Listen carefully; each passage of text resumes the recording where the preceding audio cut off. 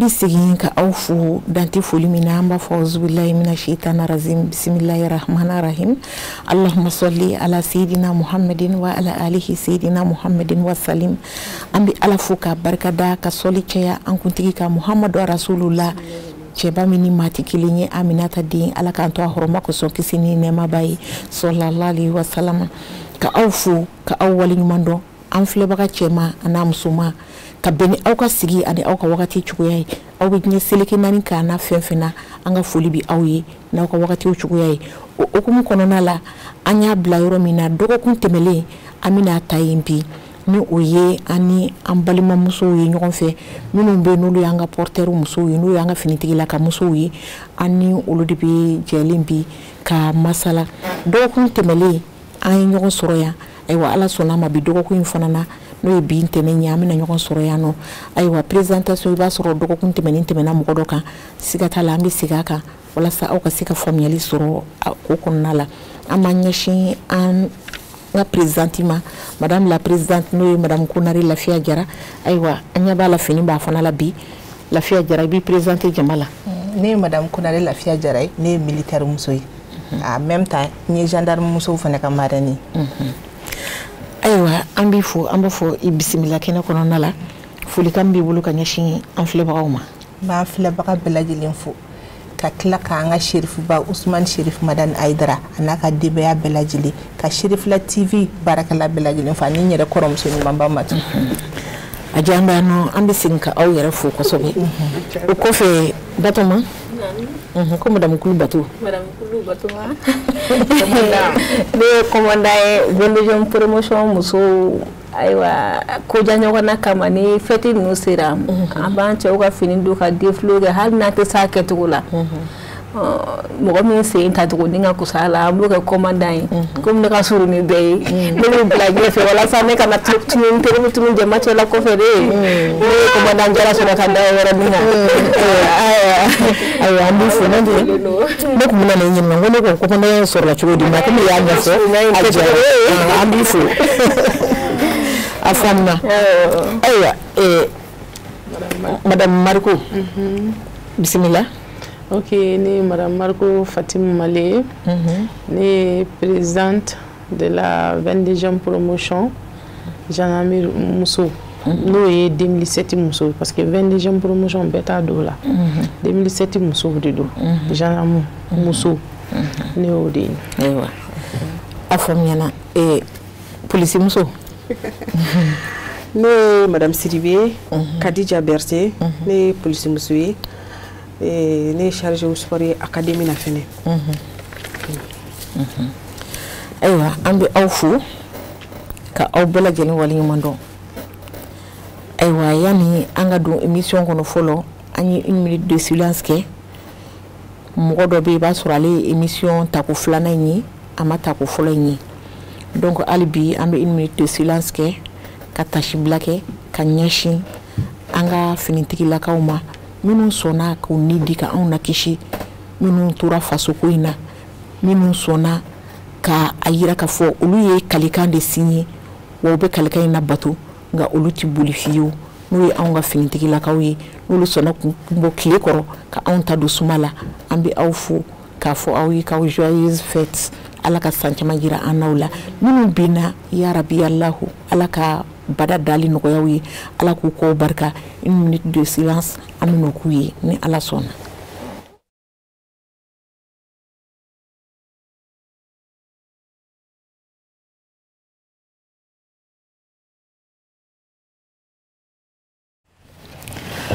An bɛ aw fo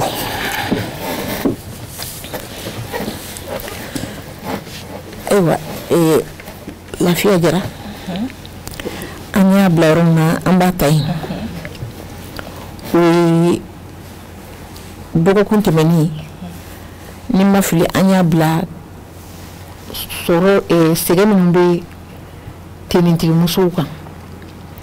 u ka haminako belebeleba yɛrɛ ye fɛn jumɛn de ye bi.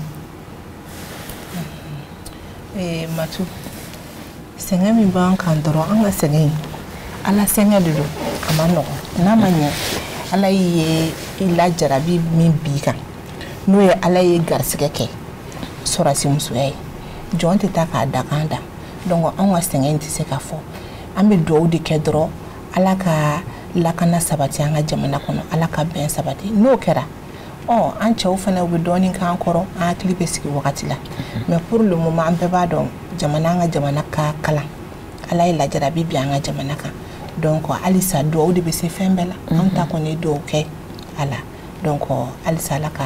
bɛn sabati ka na ni hɛrɛ ye jamana kɔnɔ donc o y'a question fɔlɔ ye an ka laɲini ye min ye n'a ma ɲɛ an kɔni an kɛra sɔrɔsi muso ye jamana yɛrɛ t'anw kalama yɛrɛ mais bi fɛn caman caman bɛ yen nɔ an bɛ foli bila an ka jamana masakɛ ma bi n'o ye son excellence monsieur Assimi Goïta a n'a ka premier ministre Choguel Kokala Maïga n'o ka gouvernement yɛlɛma caman donna kow la surtout an ka veuve fanfɛla la donc an b'u fo halisa u k'u hakili to minnu taɲana kɛlɛkɛyɔrɔ la u kɔ la u taɲana jamana de saya ka kunna ka kunna mais mun b'a suma o ye kɔ a ye min to n'o y'a kɔ ye olu ka avenir dilanni donc an y'a ye sisan veuve ninnu a tiɲɛni yɛrɛ la jamana ɲɛmɔgɔ n'a ka gouvernement bɛ k'u kɔfilɛ o la denmisɛnnin ninnu fɛnɛ u k'u ka éducation ɲuman muso kelen a ma nɔgɔn donc ni jamana farala muso kan den ninnu bɛ se ka ladamu ko ɲuman sɔrɔ cogo min na o de ka d'an ye bɛɛ b'a dɔn diɲɛ ka gɛlɛn bi mais n bɛ profiter nin na n y'a fɔ salon 20 janvier la n bɛ segin k'a fɔ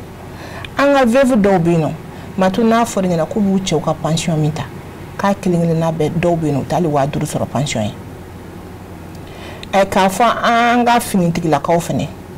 tiɲɛni yɛrɛ la bɛɛ b'a dɔn o y'anw fɛnɛ da kan ye an nana sɔrɔ diɲɛ kɔnɔ an bɛ taa k'o to yen nɔ o ye muso caman ta ye mais n'a fɔra pension tɛ bɛrɛ bɔ o bɛ tila e bɛ se ka taa fɔ 5000 la k'i bɛ so ta ka courant sara ka denmisɛnninw ka balo kɛ k'i bolo ka éducation a ma nɔgɔn donc o gɛlɛyaba b'an kan n y'o de fɔ n'i ye sɔrɔsi muso kelen faga sɔrɔsi muso de bɛ bɔ a kɔnɔ veuve ninnu y'anw dɔ de ne tɛ se ka sigi plateau kan ko n t'u ka cause défend donc halisa degun b'an kan o y'o yɔrɔ ye k'a ɲini jamana ɲɛmɔgɔw fɛ u bɛ se ka veuve ninnu dɛmɛ cogo cogo u n'u ka denmisɛnninw u k'o ta ba la halisa u bɛ belebele kɛ dɛ halisa u ka dɔ fara a kan voilà. Khadija dɔ b'i bolo ka fara a kan fɛn tɛ n bolo ka fara lafiya ka hakilina ninnu kan n bɛ dugawu de kɛ minnu tanyana kɛlɛkɛyɔrɔ la ala ka kɔtabaga ɲuman d'u ma jamana k'i hakili t'u la u bɛ ka baden k'u ye tubabu ko la force est de reconnaître baden bɛ ka k'u ye nka hali bi u k'u hakili t'u la de plus voilà n bɛ se k'o dɔrɔn de fara présidente y'a bɛɛ fɔ. ok Fatima e fana dun. ok kuma min bɛ ne fɛ ka fara Marème ta kan ni Kadija ta kan o ye an ka n'u kɛ bolokɔtɔfɛn ye an k'u gɛrɛ an na parce que ala ye fɛn dɔ don garisigɛ la a ma nɔgɔn sanu ti fɛn min ban wari ti fɛn ban fɛn jumɛn de b'a ban o ye ka u gɛrɛ an na ani k'u hakilina kuma u diyaɲɛ kumaw f'u ye ani n'an se ye fɛn min ye an ka k'u ye u bɛɛ b'u ɲɛnajɛ parce que hadamaden ni ne kɔn sinon an bɛɛ bɛ sa bɛɛ n'i si dayɔrɔ de don o de bɛ ne fɛ ka fara u ta kan. ayiwa an b'i fo Bato dakuruɲɛ kelen jumɛn b'i fana fɛ. ne bɛ min fara n balimamusow ka kuma kan denw an ka denw gɛrɛna hali minnu ye muso minnu ye ko cɛw sara an kana ban kana gɛrɛ ɲɔgɔn na ko an cɛ sara hali sini promotion diya y'o de saya kɔfɛ hɛrɛ fara hɛrɛ tana kan an bɛ tila ka gɛrɛ ɲɔgɔn na tugun ka na an présenter k'o ko kɛ ɲɔgɔn fɛ a b'u minɛ cɛ saya kɔ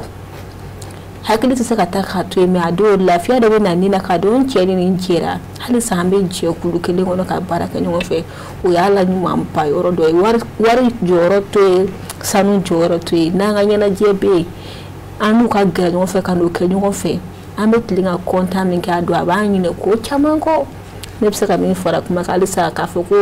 an k'an baga gɛrɛ ɲɔgɔn na dɔw bɛ se k'a fɔ an cɛ sara an tɛna taa ninnu kɔ bilen an tɛ kelen bilen ayi an bɛɛ kelen dɔw bɛ se k'o kɛ hali n'a y'a sɔrɔ u ni lafiyalen tɛ mɛ n'i nana gɛrɛ o de fana ka di an bɛɛ lajɛlen ne bɛ se o de fara an balimamuso ka kuma kan. Ayiwa an bɛ aw fo ka aw waleɲuman dɔn Khadija ne ko muso bɛ se ka a cɛ dɛmɛ wa cɛ min ye finitigilaka ye parce que mɔgɔ caman b'a fɔ ko finitigilakaw k'u ma nɔgɔ u ma nɔgɔ aw bɛ se k'u dɛmɛ k'u kɔkɔrɔma don wa yali u bɛ baara min kɛ aw bɛ nɔgɔya da d'u ma wa n'aw b'a d'u ma aw b'a d'u ma cogo di aw bɛ mun de kɛ walasa u bɛ lafiya. D'accord. Ni question diyara n ye ka da kan filɛ o créneau dɔ de kan nin ye tan ka na an ka nisɔndiya yir'u ka ko la k'a yir'u la k'an b'u kɔ wa an dalen d'u la u k'u jigi d'an kan ko mɔgɔ b'u kɔ an b'u jigi sigi n'u taara u ka missionw na denw ka éducation an b'a ta mɛn an b'a bila hakili la k'u taara mission na mais jamana ka ye danaya de da anw fana kan parce que mina kuma dɔ fɔ ɲɔrɔ la i b'a dɔn ko tenitigi tɛ muso furu abada le zina fo eta ka test de moralité ka muso kun wa donc test de moralité phase fila de don phase fɔlɔ o bɛ k'i ɲinama phase filanan o b'o kɛ n'i ye k'a dɔn nin ye muso ladamunen ye wa est-ce que ni an ka cɛ taara mission na nin bɛ se ka k'a hakili ye k'a denw ka éducation assurer a kɔfɛ wa nin bɛ se ka k'a ɲɛ ye nin bɛ se k'a kɔ sutura kɔfɛ wa est-ce que nin tagama yɔrɔ n'a don yɔrɔ est-ce que nin bɛna kɛ muso sabatilen kɔfɛ wa donc anw bɛ nin bɛɛ dɔn o de la n ye n ka kuma dɔn na n y'a jira k'a fɔ an koronen don an yɛrɛ kan ka d'a kan depuis i ka kɔnɔ don e b'a dɔn ko min b'i ɲɛ e b'a dɔn e ye muso sugu min ye donc an b'u dɛmɛ depuis kɔnɔ don fo kana se an bɛ yɔrɔ min na an b'a dɔn ka fɔ min b'an ɲɛ hali k'a dan denw tɔbɔtɔbɔli ma k'a dan denw ka éducation ma déjà a b'anw hakili la anw tɛ muso gansan ye a b'anw hakili la an kana kɛ tamasiri ɲuman de ye donc o bɛɛ ye dɛmɛ dɔ ye o bɛɛ ye tɔgɔdiya dɔ ye wa ale hakili sigilen b'a ka baarayɔrɔ la mission bɛ reçu ok se k'o de fɔ k'i ka kuma nin jaabi. Madame la Présidente. Kuma lasurunyala dɔrɔn an cɛw ka fani fɔlɔ-fɔlɔ ye anw de yɔrɔ tɔw bɛ girin-girin kɛnɛma ɲamakalaw nɔfɛ ou bien artistes nɔfɛ anw bɛ girin an cɛw de nɔfɛ u ka fani anw de et puis anw bɛ rôle fila de jouer nous jouons au papa et à la maman. C'est la vérité. O k'i sen bɔ a la sɔrɔsimuso a muso a cɛ sɔrɔsikɛ a muso y'a muso ye tiɲɛ don mais i b'a dɔn ko a ba don a terimuso don a balimamuso don sɔrɔsimuso bɛ sɔrɔsikɛ bɛ jamana kungo de ɲɛnabɔ mais a tɛ se k'a yɛrɛ kungo ɲɛnabɔ awɔ dɛrɛ kana lajɛ cɛfarinw don dɛ olu de bɛ jamana kuturu kungo ɲɛnabɔ mais u yɛrɛ ko u tɛ se k'a ɲɛnabɔ u furumuso de b'a kɛ an tɛna na don détail la mais an lamɛnbagaw yɛrɛ o preuve bɛ n bolo chasse aux femmes tant t'u bolo quoi tant t'u bolo tant b'u bolo ka jamana kungo kɛ mais famille ta tant t'u bolo ni n ko tant t'u bolo u tɛ se k'u to terrain kan k'u bi sokɔnɔna visage o muso de b'a d'a ma donc o de kama tentigimuso yɛrɛ de y'a yɛrɛ ka chef de famille ye quoi o yɔrɔnin na quoi. An y'o faamu tenitigimuso a ye misali caman fɔ an ye bi a ye fɛn caman yira an na bi vraiment an kun t'a dɔn ko nin bɛɛ bɛ tenitigimusoya kɔnɔna la o tuma na aw ka kan ka fo ka segin ka aw fo nka tenitigimusow fana k'a dɔn anw minnu fana ye jamana kɔnɔdenw ye n'ala m'anw garijɛgɛ don teni na a cɛman n'a musoman anw fana bi aw ko anw fana bi aw dɛmɛ on est du cœur avec vous parce que aw ni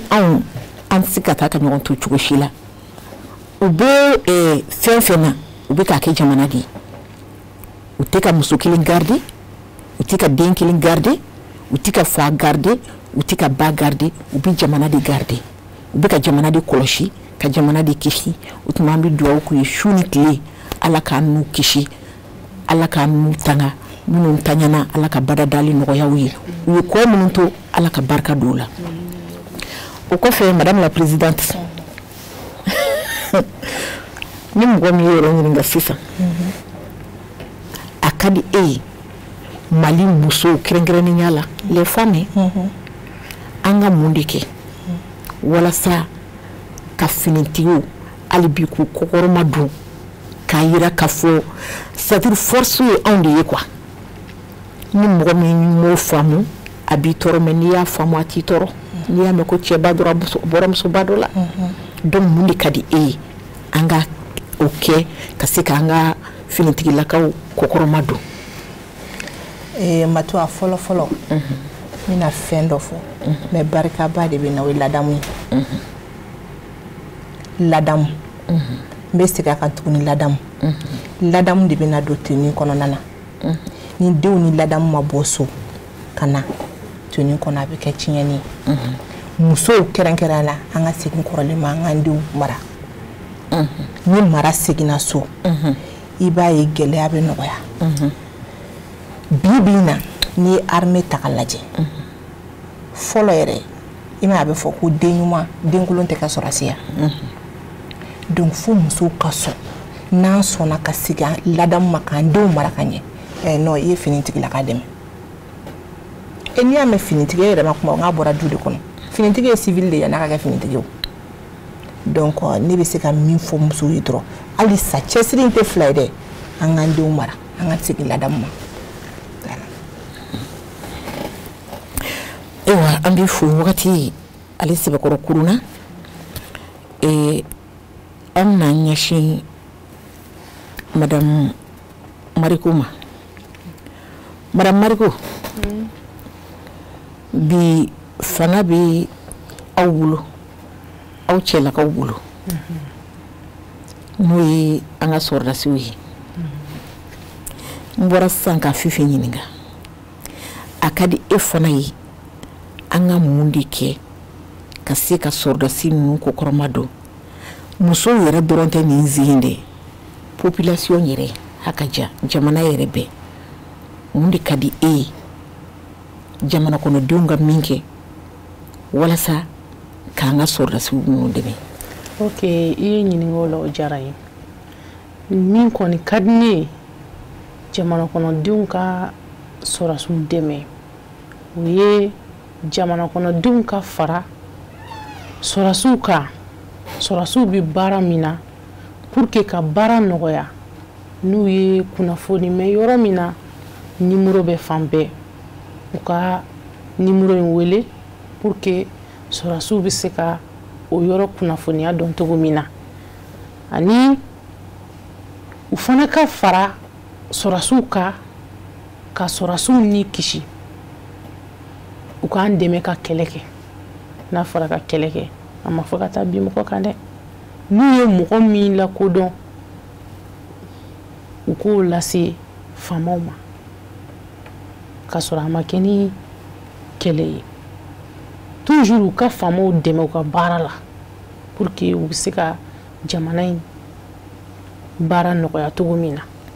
o de bɛ ne fɛ ka fara kan. ayiwa wagati kɔni ale sɛbɛkɔrɔ kuruna Batoma wulewule da jumɛn de b'e bolo ka wulewule kan da maliden cɛman a n'a musoman bɛɛ lajɛlen ma ka da kan an bɛ furancɛla fanga min hukumu kɔnɔna la n'o ye transition ye hali bi n'a ka biya a mago bɛ fasodenw ka dɛmɛ la e bɛ wele kan jumɛn de bila fasodenw ma walasa an ka se ka transition in kɔkɔrɔma don. ɲininkali diyara ne bɛ wele kan fɔ maliyɛn bɛɛ ye minnu bɛ Mali kɔnɔ minnu bɛ Mali kɔ kan an ka jɛ an ka dɔn transition fanga in anw de kan ka u dɛmɛ ni mun ye hakilina ɲuman ko dɔn gɛlɛya bɛ diɲɛ fantan naani bɛɛ fɛ bi min bɛ dugu min na i b'o tari dɔn an ka dɔn gɛlɛya b'a wagati fɛ sɔngɔ ko b'o la fɛnw na dunta ko b'o la an ka dunta hakɛ dɔ ka gɛlɛya nacogo dɔn o b'an marabagaw fana dɛmɛ mara tagabolo la o n'a kɔfɛ éducation halisa f'an ka segin an kɔ de mara ka segin so ni mara seginna so n'i y'i fa dɔn i b'i fa filan dɔn n'i y'i ba dɔn i b'i ba filan dɔn kɔrɔ bɛ ten tɔ i dɔgɔnin tɛ se ka fosi k'i la o kɛnɛ kan ni fa dɔnna du kɔnɔ dugutigi bɛ dɔn ni dugutigi dɔnna kabilatigi bɛ dɔn n'o dɔnna jamanatigi bɛ sanfɛ de ne bɛ se ka min fɔ halisa jamana kɔnɔ den finman n'a jɛman minnu bɛ kɔfɛ minnu bɛ kɔnɔ an k'a dɔn an marabagaw u b'o se la dɛ mɛ an de kan k'a k'u ye n'a ma k'u ye u tɛ se ka fosi kɛ bon donc an ka kɛɲɛ a n'a dɔgɔya n'a farala ɲɔgɔn kan o ye kɔnɔkulu kelen de ye halisa an ka jɛ an k'an bolo di ɲɔgɔn ma jamana in ala k'a basigi ala ka lakana ala k'a sabati an taw ni wali taw n'ala ye diɲɛ yɛrɛ basigi foyi t'o kɔfɛ ne bɛ se ka min da kuma in kan ayiwa folikan min b'i bolo folikan min bɛ ne bolo ne bɛ Shirifula TV mɔgɔw yɛrɛ fo k'an ka karamɔgɔba n'o ye Usumani Sherifu Madani Hayidara ye a n'a ka denbaya a n'a jɛɲɔgɔnw ala ka hɛrɛ k'an n'u bɛɛ lajɛlen ye u ka dugawu kɛ jamana in ye halisa dugawu tɛ bin a fɔ o fɔ a bɛɛ ni Amina de bɛ ɲɔgɔn bɛɛ ayiwa ala ka jamana kolo suma an b'an furucɛw fo an b'u fo foli min dan t'a la n'i y'a mɛn an bɛ tenni don an kana ka n'an sigi plateau kan u ka yamaruya dɔ don n tɛ ka bɔ so kɔnɔ ka bɔ i sagoda yɔrɔ bɛɛ tɛ i taga yɔrɔ bɛɛ tɛ mɛ an ka foli bɛ yen danaya d'a kan an ka se ka bɔ ka taa an tagama cogo min na an fana ye danaya ta ka da o kan an marali si ala k'an ta fanga d'u ma ka jamana yɛrɛ kɔni kolo suma mɛ an cɛw foli b'u ye dɛ f'a belebeleba ne yɛrɛ bɛ n cɛ fo yan fo Sikaso ni air la ne ye Bamara kɔrɔ b'a tɔgɔ Marani fitinin ye ani cɛ dɔgɔ Marani Kulibali de o tuma a y'a mɛn a diyara ayiwa an b'an ɲɛsin Fatumata ma Fatumata i bɔra ka i ka appel lase folikan laban b'i yɛrɛ bolo ka di jama ma ani fana welekan b'i bolo ka ɲɛsin jamana kɔnɔdenw ma walasa an ka se ka transition in k'ale soutenir jusqu'à présent. Ok, folikan min bɛ ne bolo ka ɲɛsin jamana kɔnɔdenw ma n bɛ Shirifula TV fo kɛrɛnkɛrɛnnenya la an ka karamɔgɔba Usumani Sherifu Madani Hayidara a n'a ka denbaya bɛɛ lajɛlen n'o bɔra yen n b'an ka président fo an ka jamanatigi transition in ala ka a nɔgɔya ala ka tɔgɔ duman d'a ma n'o bɔra yen n bɛ n yɛrɛ furukɛ fo n'o ye Gijuma Mariku ye sisan a bɛ Kolokani n ka foli b'a ye kosɛbɛ ala ka segin n'a ni a ɲɔgɔnnaw bɛɛ ɲuman ye ala k'u bɛɛ ni kisi service labanko ɲuman ala k'a di a n'a kɔrɔw bɛɛ lajɛlen ma a n'a dɔgɔ n bɛ e yɛrɛ fo k'an ka marraine fo a diyara n ye nse o kɔfɛ an bɛ an ɲɛsin Kadija ma Kadija ayiwa transition an b'ale okumu kɔnɔna la kosɛbɛ fɛn mana kɛ cogo cogo a mago bɛ fasodenw ka dɛmɛ la évidemment wa fana an b'a dɔn fana u ye fɛn minnu kɛ belebelew don nka belebelew fana bɛ kɔfɛ hali bi jamana kɔnɔdenw mago bɛ min na tout à fait ayiwa a dun tɛ se ka kɔkɔrɔma don kɛrɛnkɛrɛnnenya la n'anw musow tɛ foyi de tɛ marché minɛ ni anw tɛ donc i bɛ mun de fɔ an balimamusow ye an ka se ka transition in kɔkɔrɔma don tout d'abord i ye kuma bɛ fɔ n'i y'a mɛn muso i ko du i ko sigida i ko jamana n bɛ weleweleda kɛ ko n cɛ ye tentigi ye n cɛ ye civil ye Mali kɔnɔ Mali kɔ kan musow an jɔyɔrɔba bɛ transition ko in na an k'an bolo di ɲɔgɔn ma an ka da transition na n'i ye ɲɛ dɔn ka tɛmɛ ɲɛ bɔ k'a ci cogo ɲuman b'i kɔnɔ i b'a fɛ k'a ci an ka duw la an k'u jukɔrɔma dodo an b'u jukɔrɔma dodo cogo di an ka sufɛ seliw la an ka sufɛ cɛliw caya wa an ka sufɛ seliw la an ka duwawu k'u ye kelen fila muso de ta ye ladamu ye i bɛ kare ta fo kare kun i bɛ taa sɔrɔ muso bɛ du t'a kɔnɔ ka tɛ mɔgɔ kelen dɔn du min kɔnɔ an ka jateminɛ kɛ soyons vigilantes ni an ye ko ye ko min ye ko ye yereke ye ko min ye ko suspect ye an k'an senfa an ka se an ka faamaw ma an ka welewelemadaw kɛ o kɔfɛ komi n yɛrɛ ye Mali musow an ka bɛn membre dɔ ye hali bi n b'a fɔ musow an ka fara ɲɔgɔn kan an ka cɛw dɛmɛ civil musow a ye fara an kan a ka dugawu kɛ an cɛw ye wagati dɔw an bɛ tiktok de fɛnɛ filɛ pour que ka an cɛko ɲɛnɛfin bɔ dɔɔni parce que i bɛ taa sɔrɔ muso dɔw bɛ yen nɔ u ni cɛw bɛ baro ni kulonkɛ ni fɛnw n'a fɛnɛ fɔ n'an ta nana n'a bɛ ɲɔgɔn kɛ donc u ka fara an kan an ka transition jukɔrɔma don don yaasa Mali ka libéré hamina kelen t'anw na hamina fila t'anw na Mali ka libéré Mali ka hɛrɛ sɔrɔ bɛn ani kelenya ka sabati Mali kɔnɔna na n'o kɛla an muso an bɛɛ bɛ lafiya ni muso kelen ma lafiya muso si ma lafiya ni ne kɔni bɛ n bolo ka da Mali muso bɛɛ lajɛlen kulo kan u ka fara an kan an k'an bolo di ɲɔgɔn ma an ka bɛn ni bɛn ma min ye fɔ ɲɔgɔn kɔ ni tilennabila tɛ a dilan. Ayiwa an b'i fo i ye foli kɛ j'espère o diyara an ye ayiwa an bɛ sigi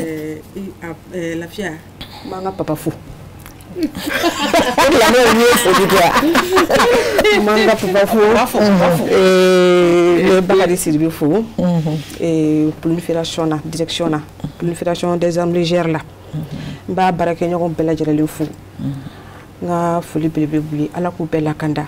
ma mɔbɔ mɔ la ma tentigi bɔ tentigi la ala k'u bɛɛ lakanda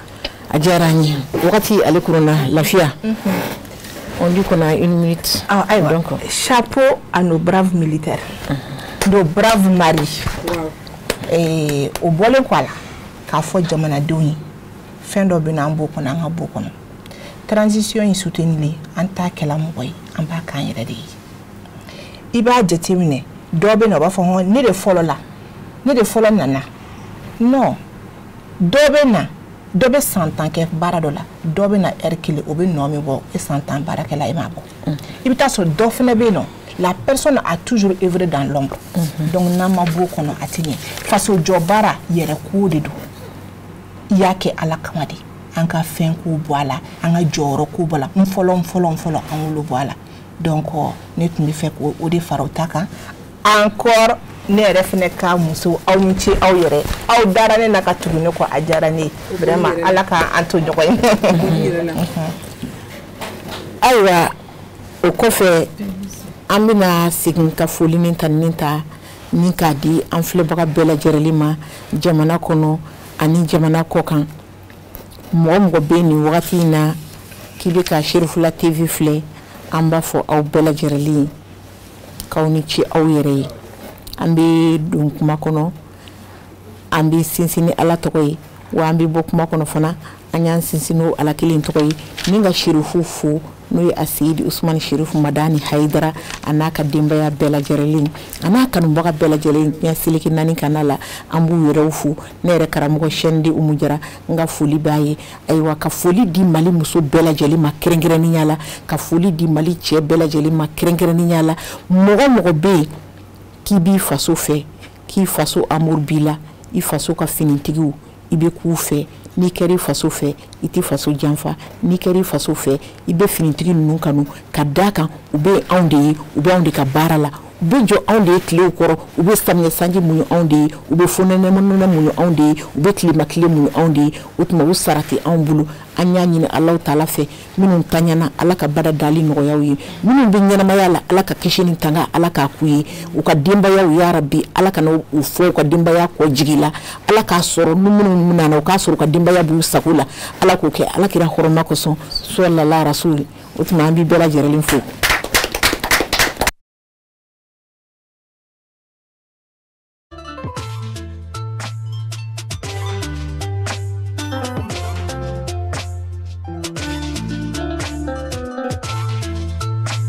Thank you.